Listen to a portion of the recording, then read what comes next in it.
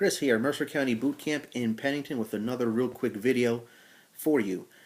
Get asked this a lot. So I don't really know what should I be doing at home on my own as far as exercise and training is concerned and blah blah blah blah blah. Okay, now let me start off by using this particular illustration. Think of someone who's a patient at a medical office and they just walk in strolling around saying, okay, doctor, forget about taking x-rays, my blood pressure, my weight, about asking me if I have any particular symptoms, injuries, blah, blah, blah, blah, blah. Give me some pills and I think I'll manage and be okay. And just let me know if I'm going to die in 6 months. Now, what do you think about that particular visit? You'd probably think, and maybe you're not even a doctor, you'd probably think, man, that patient is going about things totally wrong. It's important for for such a doctor to know all of those things in order to give a proper diagnosis and proper recommendations. It really is no different for fitness professionals. So when I hear, so Chris, what do I got to do just to lose weight? Or what kind of exercises? Da da da da da da. No two people really are the same. People could have certain pre-existing injuries. Maybe you're poorly conditioned in the sense that you've been using exercise machines your entire life. You've been dependent on leg extensions. You've been dependent on machine curls, especially for you guys out there, and so on and so forth, where if a fitness professional were to see how you move without like any kind of machine-based equipment at all, chances are there is going to be some difficulty making that mind-body connection, just due to the fact that you're really not accustomed to using your body in a different way. And when that's the case, you can have poor technique, you can maybe even injure yourself, or you can just further cement poor postural habits that you may have right now. Now, that's not to say that I'm going to leave you without a few recommendations. Now, disclaimer, hopefully you've got some kind of clearance from a medical professional, or you really just don't care and you'll do it anyway regardless. So there are three things that I do feel pretty good about. Number one is going to be a wall sit. Your shoulder blades, your back against a wall, flat back, neck back. Want you to squat down.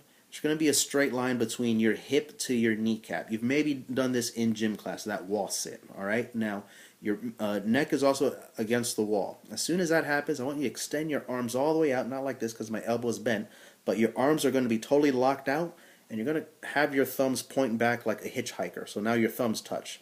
When that happens, I want you to stand all the way right back up and exhale. And do that over and over again, okay? That wall sit with arms up overhead. Advantage to that, quadriceps, also your back. In addition, the reason why we have our arms overhead, a lot of people have bad posture and always hunch their shoulders. We're going to open up those shoulders, put them right back into natural alignment over time, gradually, okay? The other thing that I would suggest to you is the following, is to do a straight leg bridge, lay flat on your back, prop your heels up on some kind of steady surface, kind of curl your toes back towards you, your arms are out, lift up your hips up, lift them right back down. When you lift up, squeeze your butt nice and hard, exhale, contract your abs, put them right back down. Okay, so that's going to help. The reason being for this, a lot of people sit all day. You sit an hour commute in the train, an hour commute back, and maybe 6 behind the desk at work on the computer, and you spend 2 more hours on Facebook like you are right now.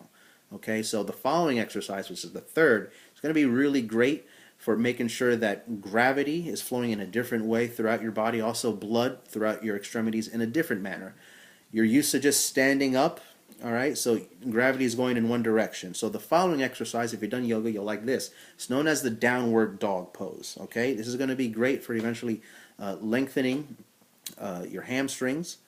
Also great for making your back feel so much better after being in the same kind of seated posture as it usually is. So look up the benefits to that. If you're not sure about form, do a simple Google search, wall sit. You can type straight leg bridge. You can also type downward dog in case you need some kind of visual or video aid. Okay, so those are the three basic things that I would focus on, because those things are going to eventually help stabilize and naturally strengthen your core, which many people do have weak tendencies. Little wild card would be a basic plank. I say that's a wild card because some people tend to tilt their hips in a certain way or put their neck in a bad form. So that could be hit or miss. But regardless, those are a few of the things that I, as a fitness trainer, would encourage you to start doing. But by all means, make sure you seek a fitness professional, a coach, someone who's going to push you to new levels, so that way you'll receive better suggestions and tips. Take care.